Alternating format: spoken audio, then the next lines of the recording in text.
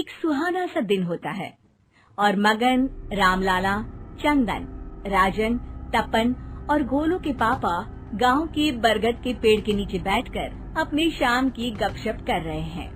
अरे रामलाला और चंदन, तुम्हारी फसल कैसी चल रही है इस साल? अरे बंधु क्या बताए, बारिश ने तो परेशान कर रखा है। सही बात, बारिश की कमी ने दिमाग खराब कर दिया है। सरपंच गांव वालों के लिए एक खबर लेकर आता है। अच्छा मेरे गांव के भाइयों, सुनो जरा, हमारी सरकार ने किसानों के लिए शहर में एक सेमिनार का आयोजन किया है, जिसमें वो खेतों के बारे में और भी कुछ जानकारी देंगे। तो मुझे लगता है कि हमें वहाँ जाना चाहिए। सरपंच जी, मेरे खेतों में कीड़ों ने परेशान कर दिया है, उसके लिए कुछ जानकारी मिलेगी क्या? बिल्कुल, तुम्हारे खेतों के बारे में तुम्हें सारी जानकारी देंगे। बोलो, तुम तीनों को जाना चाहिए, बहुत फायदा होगा तुम्हें उससे।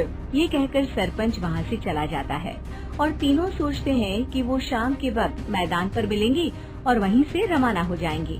तीनों दोस्त मैदान पर मिलते हैं और जैसे ही निकलना शुरू करते हैं तभी एक बांसुरी की आवाज सुनकर वो भी उसी ओर सम्मोहित स्थिति में चलना शुरू कर देते हैं।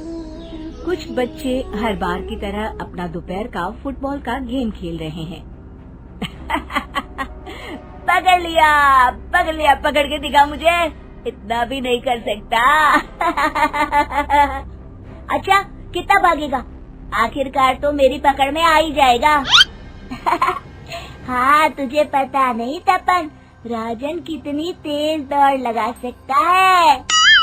खेलते खेलते अचानक से एक बांसुरी की मीठी आवाज सुनाई पड़ती है।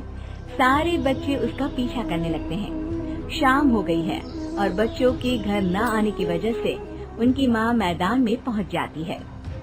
राजन बेटे, अरे ओ राजन बेटे, किधर चले गए? इतनी देर हो गई, घर वापस क्यों नहीं आए बेटे? तपन बेटा, चलो घर, शाम हो गई है, कितना खेलोगे? और गोलू, ओ गोलू। तीनों की माँ एक दूसरे को देखने लगती है और उन्हें एहसास होता है कि उन तीनों के बेटे घर आए ही नहीं। अरे राजन और गोलू की मम्मी, आप इधर? राजन और गोलू घर नहीं आए क्या अभी तक? नहीं तो दोपहर में राजन मुझे बताकर गया था कि वो तपन और गोलू के साथ खेलने जा रहा है। मैंने सुना है कि गांव में एक चुड़ैल घूम रही है, कहीं वही तो नहीं ले गई ना हमारे बच्चों को? ऐसा कुछ नहीं हुआ होगा, हम तीनों अलग अलग जगह ढूंढते हैं, इधर ही खेल रहे होंगे तीनों बच्चे। ये कहकर तीनों बच्चों की माएं उन्हें ढूंढने निकल गयी। बहुत देर हो गई और फिर भी तीनों बच्चे मिले नहीं। तीनों की माएं मैदान पर फिर से मिलती हैं। सुनिए जी, ये तीनों मिल ही नहीं रहे और मेरे दिमाग में बहुत बुरे बुरे ख्याल आ रहे हैं। आप चिंता मत कीजिए, हम सरपंच से जाकर बात करते हैं, वो हमारी मदद करेंगे।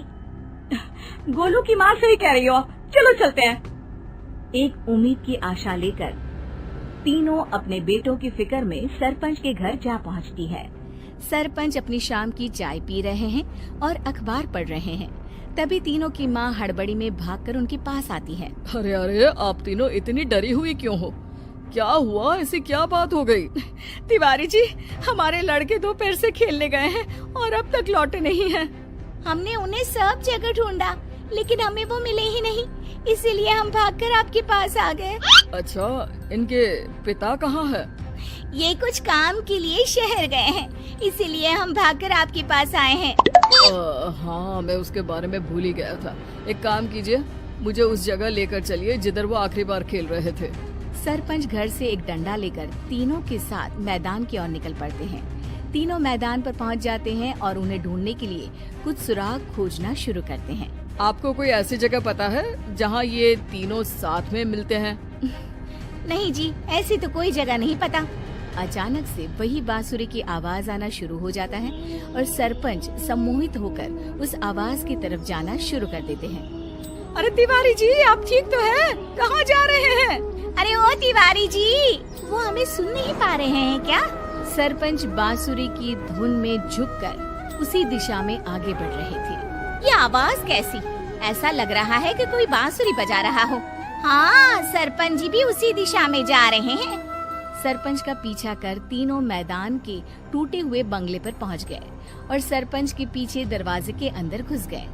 तीनों बंगले के अंदर झांकते हैं तो देखते हैं कि बहुत अच्छे से संभाला गया है बंगला। उतने में एक हंसी की आवाज आती है।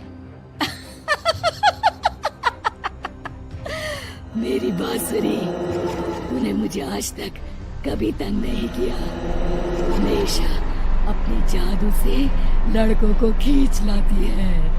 ये बोलते ही राजन की माँ को तीनों बच्चे और उनके पिता वहाँ चुड़ैल के पास लेटे हुए दिखते हैं। अरे वो देखो गोलू के पापा। अरे रे, अरे गोलू की माँ, अब चुप रहिए ना जरा। उस चुड़ैल ने देख लिया तो हम भी फंस जाएंगे। इन्हें बचाएगा कौन? लगता है ये शहर गए ही नहीं और इस चुड़ैल ने इन सबको भी यही बुला लिया है। अब हमें इन्हें छुड़ाना होगा। एक काम करते हैं। राजन की मम्मी गोलू और तपन की मम्मी को एक प्लान बताती है। बिल्कुल सही कह रही हो राजन की मम्मी, चलो आज इस चुड़ैल को मजा चखाते हैं। तीनों माएं अपने छुपने की जगह से बाहर निकलती हैं और एक्टिंग करना शुरू कर देती है। ये तो बढ़िया है। अब इसका असर औरतों पर भी हो रहा है। वाह जी वाह। तीनों माएं चुड़ैल की थोड़ा करीब आती है। राजन और गोलू की माँ चुड़ैल को पकड़ लेते हैं और तपन की माँ बांसुरी हाथ से पकड़कर तोड़ देती है। अरे पागल औरत, ये क्या कर दिया? मेरी बांसुरी को तोड़ दिया। अब मेरी शक्तियाँ खत्म हो जाएगी। तुम्हें तो अरे तुझे क्या लगा चुड़ैल कहीं की हमारे बच्चों को और पतियों को हाथ लगाएगी तू? बांसुरी टूटने की वजह से चुड़ैल खाक होकर गायब हो जाती है और सारे लोगों की आंख खुल जाती है। सब अपने परिवार को लेकर उस बंगले से बाहर निकल जाते हैं। कहते हैं ना, नारी